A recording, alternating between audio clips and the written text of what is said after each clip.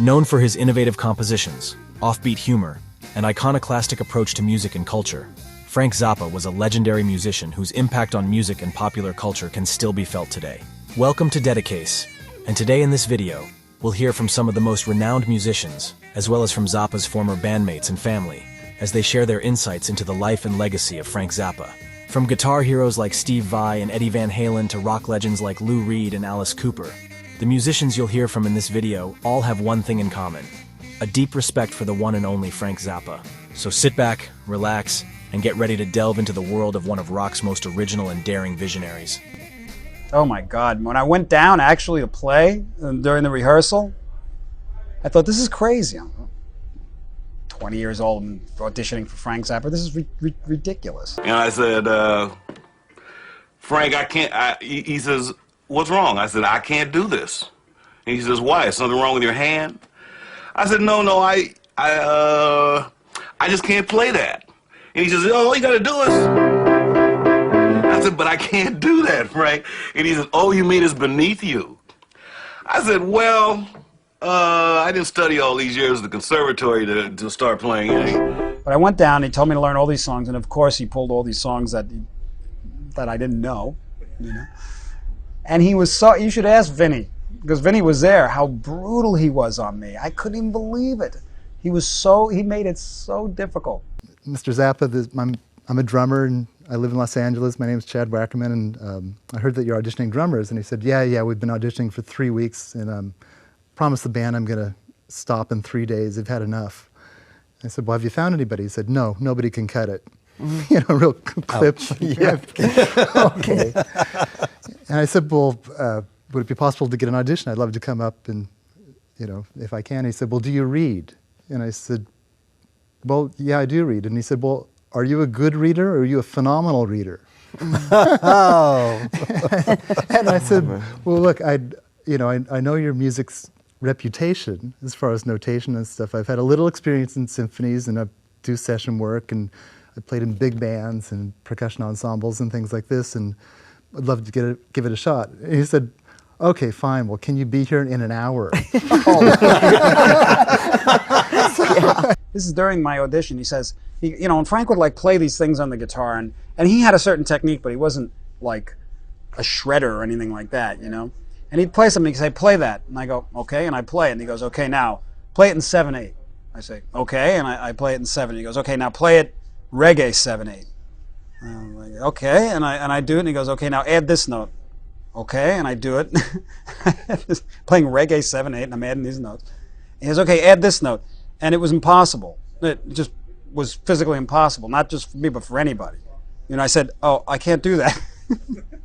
And he goes, I hear Linda Ronstadt is looking for a guitar player.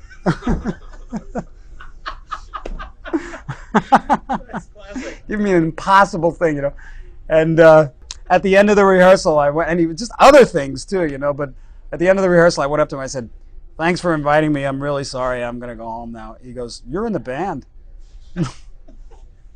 And I kind of did okay with that. So the next thing he did was he put on his guitar and just picked a bass player. And it was just power trio, and he just improvised.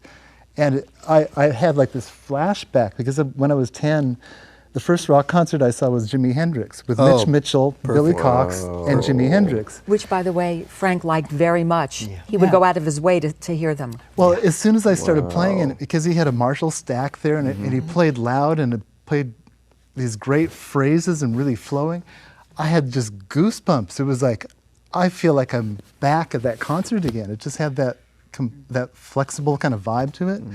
So I was going, hey, life is good. Yeah. Playing with Frank, it did feel good. It was a lot of fun. So that ended the first day, and he said, well, look, I think you have potential to do the gig, but I have 2 more days of auditions, and a couple guys are flying out from Europe and New York on their own nickel. And, you know, because by this time, you guys had made this gig legendary, and there's PIT now, full of drummers and everybody. Yep. You know, a lot of drummers had heard about it, so guys were flying out from Europe on their own dime. Wow. So he said, look, what I'll do, I'll pay you the same amount of money if you'll come back for the next 2 days. I'll pay you basically to play audition for the next 2 days. I just want to hear you play more. And he said, if I hear somebody else who I think has potential, I want to A-B you. Oh, man. So I want to directly, like, if they sound pretty good, I want you to play the same piece they're playing right after them. So I can, like, yeah. you know, Oh, man. So the audition process got much more difficult. Seriously yeah. hardcore. So it was, I had a 3-day audition. And he said, come on down next week and spend 4 days learning this music. And the clarinet piece that he talked about is called Mo and Herb's Vacation. And there's a bass part, but the bass part was a transcription of the clarinet line. There's a lot of similar things. And so it's very complicated classical music, quintuplets going over time changes and tempo changes, really, really hard. So over 5 days, I sat in a hotel room and I learned all of these pieces. I learned about 10 or 15 of these hard classical pieces that we ended up doing in the 1984 band and never doing. And at the very end, I went in and there were 2 other bass players there and he made us all do Mo and Herb's Vacation in front of each other. And I was the 3rd guy. So I kind of went, I guess I can do this. And I did it, and then he made me do it faster, and then he changed the drum machine so that there was no tempo, so it was just a free form, whatever you want to call it, arrhythmic, a-tempo music, and I had to play the exact same thing so he conducted while I did it. We all had our eyes on Frank all the time. And you had to, because you never knew what was going to happen. I mean, in the middle of doing something that was very much expected and rehearsed, he could just turn around and do something. He could gesture a certain way or make a face or interject something to the microphone, just say something or start some banter with, you know, whichever lead singer happened to be there. And the whole concert would take a completely different turn. Well, Frank C. was very open as a person. He actually sat me down and said, you know, first of all, you're too stiff. He said, you need to open up your whole mind to other forms of music, other styles of music. And also, you know, you're funny off stage, you're telling jokes. Add some of this to your music. It'll make it more accessible. And so he would talk to me like that. You need to invest in yourself. You need to do this. You should play synthesizer. You should sing. He kept pushing me to do other things outside of what I wanted to do. And it was just as simple as that. He just like I'm talking to you right now. George, you need to play synthesizer. I do? Really? Yes. And I said, I don't really want to learn all these. He said, I'm going to buy one, put it on your Fender Rhodes, and maybe you'll bump it and the sound comes out.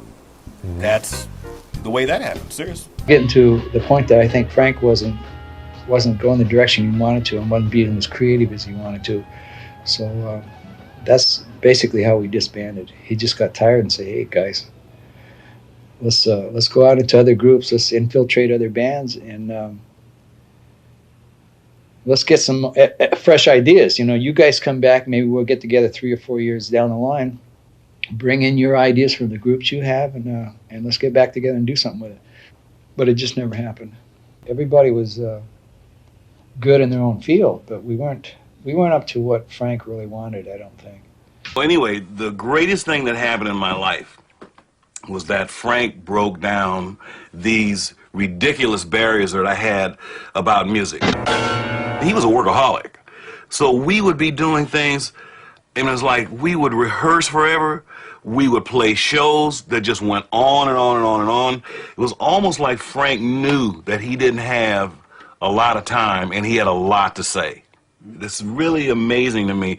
And he packed a lot into a short life. It's really unfortunate, you know. I can't imagine what he would be doing now, you know. What do you think of Frank's playing? It doesn't move me. It's a little too eccentric or something. It's too spasmodic, typewriter-ish.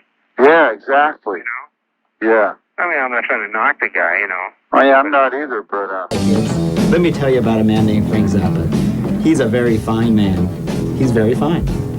And he's probably one of my favorite musicians of all times. What about me, Larry? He's very fine, second to Mr. Claypool here. Oh, I was born. Who is also... Let's Claypool. And you were talking about how focused you have to be on your own music and how Frank Zappa kind of led you to that realization. Can you talk a little bit about that? Well, watching Frank create his music and watching his daily life, which I did for a whole year. I stayed at his house most weekends for about 3 months, I mean.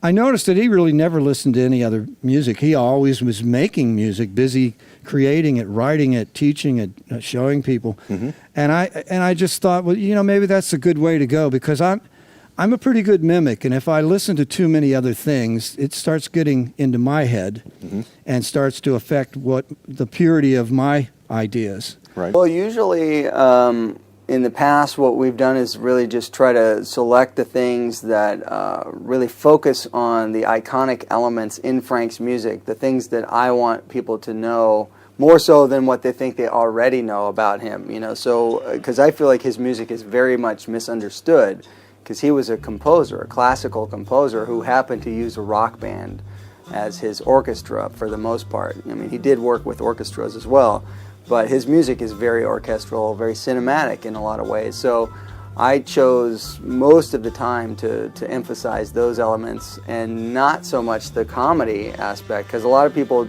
do have the misconception that he was just like a novelty act, like Weird Al Yankovic or something, you know. So, and I actually think Weird Al Yankovic's good and funny, but you know, I think that Frank has so many more elements to his music, and so we try to put all those on display. But Frank was wide open musically. He loved everything, and he loved music that didn't quite go together. He would force it to go together. I mean, he would take the most beautiful melody, you know, with an orchestra or something, and throw a wrench in it. You know, that was who Frank was. And sometimes it used to drive me crazy. I said, Frank, this is too beautiful. You can't mess it up. You know, it needs to be messed up. And that was his whole thing. And I learned something from that. It's very rare in life to know someone who affects things, changes them in a positive way. I've been lucky enough to have known some in my life. Andy Warhol, Doc Pomus, people whose vision and integrity was such that it moved the world a bit. People who, through the articulation of their talents and intelligence, were able to leave things better than they found them. People who were not only not in it for the money, to paraphrase Frank Zappa. Frank Zappa was such a person, and of the many regrets I have in life, not knowing him a lot better is one of them.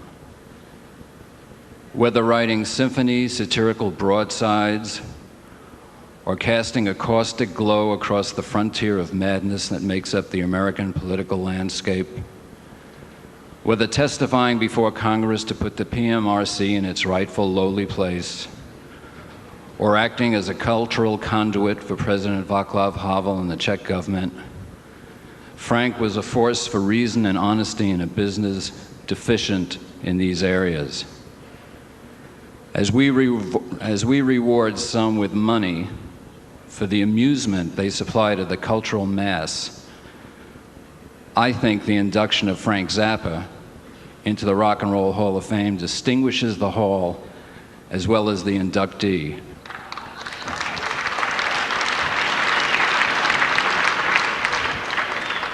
Musicians usually cannot speak, that's why they communicate through their instruments. But Frank was one who could, and because music is pure, the musician is pure as well. And when Frank spoke, he demonstrated the power of purity. Who will do that now? I admired Frank greatly, and I know he admired me. It gives me great pleasure to give this award to his daughter, Moon Zappa. And I finished, and I went home, and he said, I'll call you Sunday, and he didn't. And he didn't call me Monday, he didn't call me Tuesday, or Wednesday, or Thursday, Friday. The next Sunday, I got a phone call from him saying, there's this girl down here in Louisville, you have to play with her. I've got to see you two guys in the same room together.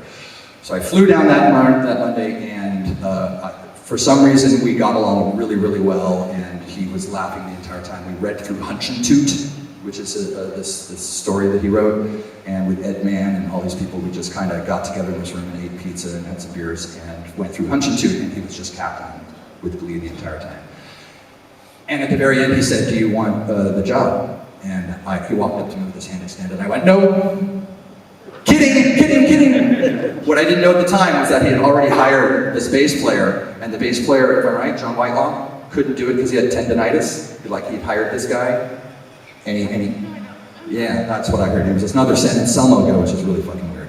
So we hired this guy and he said, I can't do it. And I was like, why didn't you audition if you have 10 tonight? I said, I guess I just wanted to see if I could get it. Anyway, so I said yes, and he kept me in. But Steve Vai later told me that he was instrumental in getting, not necessarily getting rid of John Whitelaw, but informing Frank that maybe there was just not enough juju there, mojo, whatever. Because everybody said, yeah, sure, what do you think of John Whitelaw? I said, yeah, it's really good, everything's fine. Of course, you know, whatever you want, Frank. And Steve said, well, he doesn't have blue hair. So, internally, I had blue hair. That's how that turned out. And so I was able to get tremendous satisfaction from doing some recording with him. But the idea of traveling, of being a member of the band, was something that seemed completely out of reach for so many reasons, and not the least of which was that we didn't have the technology for it. And then one day, he said to me, you know, you could make your marimba electric, and he described to me about Barkus Berry and transducers, and I thought, well, this sounds just wonderful. And then when he said what they do is they drill into each bar, as soon as he said drill, you know, you'd be drilling into my body, because I owned at that time one marimba, the one that I had had since I was 16 years old. And to drill into that was just not going to happen. But Frank was so clever. He said, I'll get my vibraphone done if you get your marimba done. And I thought, you know, if he's going to take a chance with his vibraphone, and I know he had had that for a very long time, I'll do it. And so we traveled. We were able to travel with those instruments. It was extraordinary. I'll never forget the day that we plugged it in for the first time. I'm technically very challenged. I don't know, I still don't understand really how it worked. And thank God he had very, you know, he had a lot of people that were good at that stuff. But they got it ready, and Frank handed me a mallet and said, okay. And I just went like that, and it was deafeningly loud. And he looked positively gleeful. He looked almost maniacal. Like, you know, now I can rule the world. I've got all the percussion at my disposal, because Frank was a percussionist. Did you know that? He was a percussionist. I've seen him happy on a number of occasions, but that day was special. That was, you know, almost like Dr. Frankenstein in the 1931 James Whale picture. You know, it's alive, it's alive. And it was. What'd you do? Did you see? I said, did you see Zappa? I said, funny you should mention that, honey. Not only did I see him, I spent several hours with him in his dressing room, and he made me play, and he made me sing, and he invited me to audition for his band after this tour in L.A. Who else could I tell but Ma? She's the only one that would believe me. She's going, you're serious? I said, yeah, honey, I'm serious. You spent all that time with him? I said, yeah. He called me over. He dragged me into his dressing room. He made me play. He threw me his guitar. He made me sing. He made me play for him. She goes, wow, damn. So what'd you do? I said, well, he made me give him my address and my phone number to Mom and Dad's house, because my parents, we lived like a mile off of campus. Mm-hmm. I could walk to my parents' house from the campus. And, you know, gave him Mom and Dad's address and phone number here in the dorms, and he said he was going to call me as soon as the tour was over. This was like October 2nd, 1977.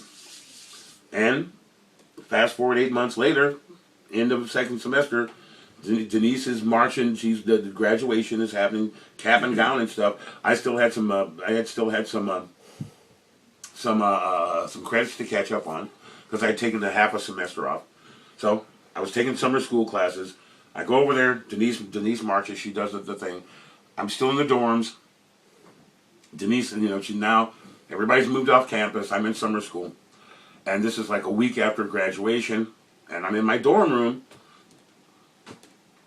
By this time, it's like, well, it was a nice dream, you know. I mean, because this is 8 months later, and the tour's got to be over by now. That long? Yeah, well, I mean, you know, world tour, Zappa world tour. Because, let's see, I know now, but I didn't know then, a Zappa world tour is 5 months long. Yeah. Damn. 2.5 months in the States, 2.5 months in Europe. Then there's a Christmas break, and then go back out in January, 2.5 months in Europe, and then finish the tour in the States. Oh, yeah, well, you know, it was nice. At least I got a chance to talk to the guy. I took good notes, and now I know how to go about it. I hang up the phone. And then my head hit the pillow again because I was tired. And phone rings again. It's my sax player in my band. Going, Ike, where the fuck are you, man? You know we had band rehearsal today. You know, I just came by and banged on your door. Nobody answered the door. Where are you? I thought you were in your dorm. I said, yeah, I am in my dorm. What are you talking about? I've been here all day. I've been laying here and taking a nap and stuff, waiting for you guys to pick me up. Well, how come you didn't answer the door? I mean, don't bullshit me, man. You know that was you who called and said, uh-oh. Uh-oh. Wait a minute. You didn't just call me. Fuck no. I was banging on your door trying to, we got band rehearsal and now we're late and I'm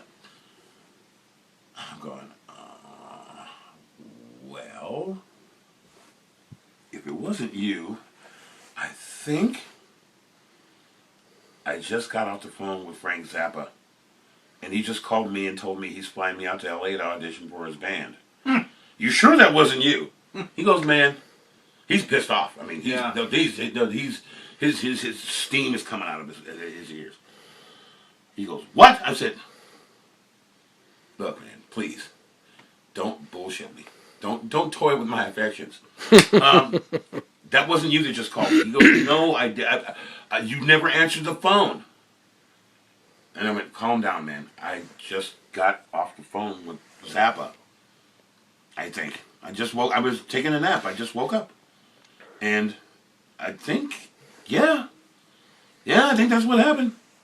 Because then he said it was too late for rehearsal then. So I will rehearse tomorrow. Sorry about that, man. I'll make it up to you. Hung up the phone again. The phone rings again. It's one of my sisters saying, hey, did you get that call? Some guy was calling for you to try to get the number of your room of the dorms and stuff like that. His name is Frank something or other. It's one of my big sisters. I said, now I woke up. And I go back nowadays listening to that music, and I don't know how in the world we did it. It's just amazing to me. We instinctively knew what Frank wanted. He'd go like, and we knew exactly what to do, and Frank just loved it. And not only that, I got to tell you one other thing. He was totally underrated as a guitarist. Totally. I always, throughout my career, even after I left his band in 1980, I would call him up and say, Frank, you know, I'm in a hotel in Munich having a great time. Thanks a lot, you know. And when I wrote the song, thanks to Frank, it was obvious that that should be the title of the album. I think that if he didn't pass away, that I don't know if I would even have done this record. It's just funny how things work out. I wished he could hear it, because he always used to tell me, Warren, you're a great guitar player, man. And, you know, your songs are getting really good too, but I want to hear you play some stuff, you know. And even when I was in his band, I didn't play music like this, because I was kind of the backing guitarist backing him up. So he really never got to hear me play like this. Bottom line with Frank was that he wanted to and needed to get the best that he could from everyone. That was of paramount importance to him, and I think that's why he got such really extraordinary results. He saw what each of us could do, and he wouldn't settle for anything less than that. For me, it was always more interesting to encounter a musician who had a unique ability, find a way to showcase that, and build that unusual skill into the composition, so that forever and ever afterward that composition would be stamped with the personality of the person who was there when the composition was created.